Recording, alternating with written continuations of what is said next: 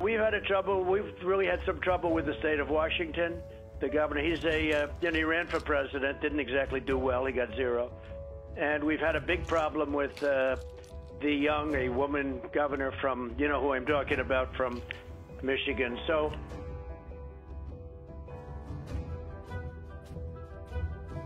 when the coronavirus hit Michigan in force last month, Whitmer had no clue what to do. So she responded with a mixture of comical ineptitude and a weird kind of arbitrary fascism. She banned the sale of carpets and paint and potted plants. She told people they couldn't fish or go to church or drive alone to their own homes. But at the same time, Whitmer kept liquor stores, weed shops, and lotto kiosks open because, and this was purely an epidemiological matter in the interest of the public health, those were essential services, quote. They also happen to provide massive tax revenue to her government. Over in Washington, there is no doubt that things are much more strict, and residential construction's virtually been shut down right now. Why is it that private construction is somehow inherently dangerous, but government construction is not? In Washington, where construction sites which were humming with activity just a week ago sit eerily idle. And Governor Jay Inslee lists of essential businesses allowed to stay open does not include gun dealers. However, debt collectors, people that have given him tremendous amounts of money over the years, debt collectors, he's deemed essential. Also said fishing is not allowed in the state of Washington. 150 people at Big Lake Golf Course are perfectly safe. They're not fishing. There's no fishing going on that golf course right now, so you are safe. Anti-taxman Tim Eyman showed up at City Hall. I'm extremely concerned that we're shutting down open government. No public testimonies. But they're pushing it now because Jay Inslee gave an exemption for Kshama Sawant in her agenda. He said, you can keep legislating. We're just not going to have open public meetings or open public records. That is so insanely dangerous. If it's unsafe for anybody to be doing business, the government shouldn't be doing business either. This morning, workers across the country pushing back. We want to go back to work. We need to get this going again. It's time. I'm a free American and we need to start freaking acting like it. From Texas to Virginia, protests erupting as states extend stay-at-home orders. Operation Gridlock. Thousands poured into Lansing, the state capital, to protest the governor's stay-at-home order. In Minnesota, people taking to the street. They were marching in North Carolina, too.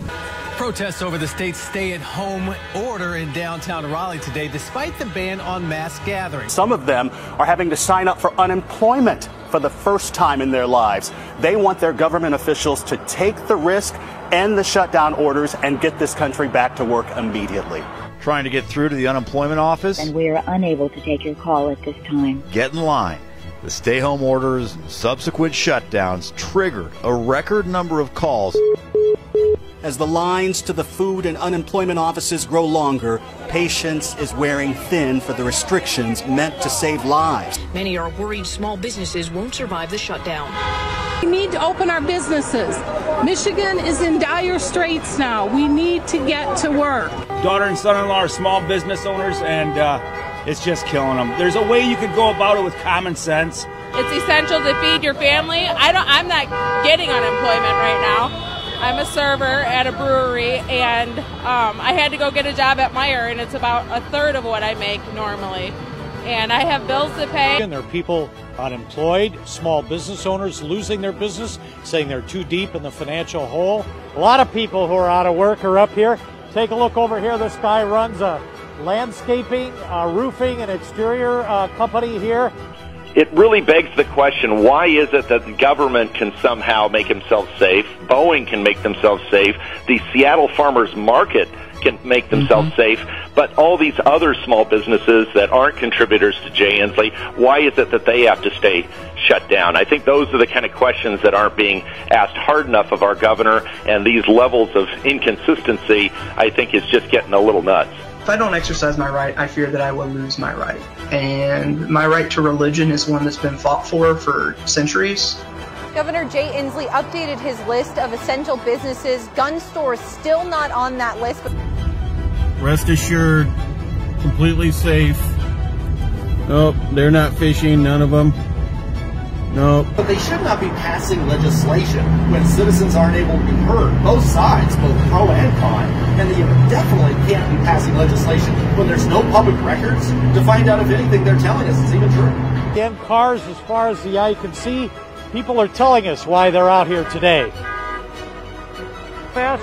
Where are you from? What's your name and what brought you here? My name is Mike Parrish. I'm from Bellevue, Michigan, and I'm for freedom.